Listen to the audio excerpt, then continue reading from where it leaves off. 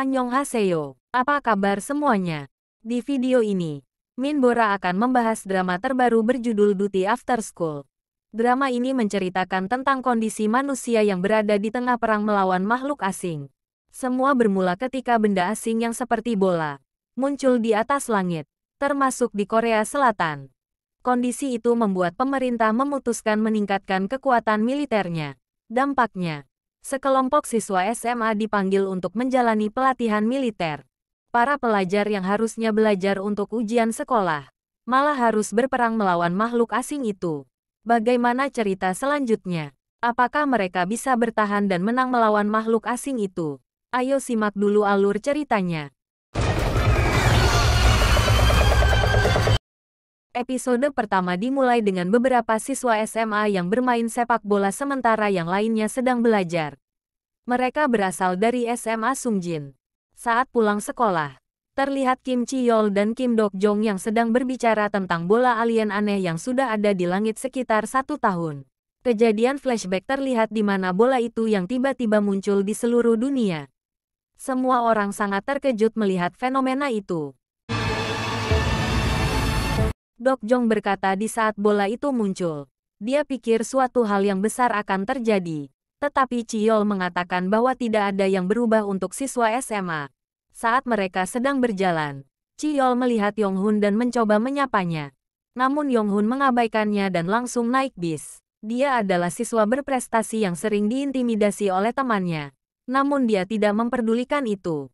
Dalam perjalanan ke tempat les, Yong-hun menonton acara YouTube tentang bola alien dan rumor seputar mereka. Dia terlihat tidak memasuki kelas dan pergi ke tempat lain. Kemudian terlihat Chi-yeol dan Dok-jong yang bertemu Yong-hun di warnet tetapi dia masih mengabaikan mereka. Chi-yeol dan Dok-jong menikmati permainan mereka sambil membicarakan apakah mereka bisa masuk perguruan tinggi. Di tempat lain, terlihat pasukan militer yang bersiap untuk memeriksa bola yang jatuh. Komandan kompi mereka yaitu Choi Yong-sik segera tiba di sana dan dengan frustasi menembaki bola itu. Namun peluru tidak menghancurkannya. Dia marah dan meminta untuk mengambilkan meriam. Saat ditembakkan, terlihat bola itu bereaksi dan kekacauan pun terjadi. 4 minggu kemudian, terlihat para siswa yang masih menjalani kegiatan sekolah seperti biasanya. Terlihat Yeonbora yang menindas No Aesol. Dan juga Kwon Il-ha yang membuli Yong-hun. Jam pelajaran dimulai dan wali kelas mereka yaitu Park Eun-yong memberikan hasil tryout mereka sebelum dipanggil pergi. Dia kembali dengan wajah yang gelisah dan mengatakan bahwa penerimaan awal untuk perguruan tinggi telah dibatalkan. Para siswa terlihat kebingungan. Dia menyalakan TV yang ada di ruang kelas saat ingin menjelaskan alasannya karena semua siswa menghiraukannya. Terlihat Menteri Pertahanan yang sedang mengumumkan hal yang penting kepada seluruh masyarakat. Dia menjelaskan jika pemerintah telah mengeluarkan mobilisasi nasional yaitu siswa SMA kelas 3 akan dikerahkan untuk menjadi tentara cadangan. Para siswa terkejut setelah mendengar itu. Dia melanjutkan, pendidikan akan tetap diprioritaskan dan siswa akan mendapat poin atau nilai ekstra jika bersedia menerima pelatihan militer. Wali kelas mematikan TV dan meminta siswa untuk tetap tenang. Dia membagikan formulir persetujuan dan meminta para siswa untuk menyerahkan kepada orang tua mereka agar bisa ditandatangani. Dia menjelaskan bahwa siswa yang mengikuti pelatihan saja yang akan mendapatkan poin tambahan. Setelah guru itu pergi, terjadi perkelahian antara Kwon Il-ha dan Yong-hun. Kwon Il-ha sengaja memprovokasinya dengan menduduki meja dan mengganggunya. Teman-teman sekelasnya yang melihat itu segera melerai mereka. Namun perhatian mereka teralihkan dengan sekelompok militer yang tiba-tiba datang ke sekolah. Mereka memulai persiapan untuk pelatihan para siswa. Kemudian para siswa membawa pulang formulir persetujuan untuk berdiskusi dengan orang tua mereka. Sebagian besar orang tua menandatangani formulir tersebut. Setiap siswa memilih mengikuti pelatihan dengan alasan yang berbeda-beda. Ada yang didorong oleh orang tuanya. Ada yang rela demi poin tambahan dan ada juga yang bosan karena harus berada di rumah. Keesokan paginya mereka tiba di sekolah dengan perasaan senang dan gembira. Mereka saling menggoda satu sama lain tentang barang bawaan mereka. Seperti yang diharapkan, mereka hanya mengemasi barang-barang favorit seperti makeup, robot, dan barang tidak penting lainnya. Setelah itu, Wali kelas memperkenalkan Letnan 1 Lee Chon-ho yang akan menjadi pemimpin peleton kelas 3 Ruang 2. Dia menjelaskan bahwa pelatihan akan dilakukan setelah kelas reguler dan menunjuk ketua kelas sebagai tamtama senior. Dia juga meminta Chiyol untuk bertanggung jawab sebagai juru tulis yang akan mencatat pelatihan, serta merekam video untuk dikirim ke orang tua mereka setelah Yonghun menolak. Chiyol merasa tidak sanggup tetapi Letnan Lee berkata jika dia akan mendapatkan 3 poin bonus. Begitu juga tamtama senior alias ketua kelas. Dia menjelaskan bahwa mereka akan dinilai berdasarkan sikap dan bakat. 10 poin bonus sama dengan 1 poin untuk CSAT atau tes ujian masuk ke perguruan tinggi. Sebaliknya jika mereka mendapatkan 30 poin penalti, maka otomatis akan dikeluarkan. Kemudian mereka diminta untuk pergi ke asrama. Ternyata ruang kelas diubah menjadi kamar atau barak seperti yang ada di pangkalan militer. Para siswa laki-laki bertemu dengan tentara Kim Won-bin di barak mereka. Letnan Lee datang dan meminta mereka untuk segera membongkar barang bawaan. Mereka diminta untuk datang ke lapangan karena senjata api akan dibagikan. Di barak perempuan, mereka bertemu dengan tentara So Ja-yun yang memerintahkan mereka untuk menyingkirkan barang-barang tidak penting seperti makeup. Di saat itu, Park So-yoon dan Hong Joon-hee berkata jika mereka mulai mempertimbangkan untuk membatalkan formulir persetujuannya.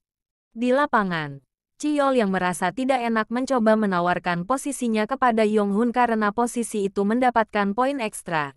Kwon Il-ha yang mendengar itu menyela dan mendesak Chiyol mempertahankan posisinya. Para tentara mulai memberikan senjata api kepada siswa dan beberapa siswa mempertanyakan mengapa mereka dipercaya untuk menangani senjata itu. Di saat sedang istirahat, siswa yang lain mencoba menggunakan senjata itu dengan berpura-pura menembakkannya seperti di game online yang mereka mainkan.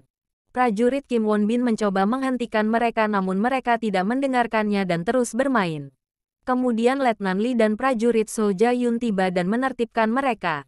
Letnan Lee berkata jika mereka harus merawat senjata api itu karena senjata itu adalah satu-satunya hal yang dapat mereka andalkan saat menghadapi perang. Dia membuat mereka berlari sampai mereka kelelahan dan hampir pingsan. Anak-anak kembali ke barak mereka dan mengeluh tentang betapa sulitnya pelatihan itu dan meratapi nasib mereka.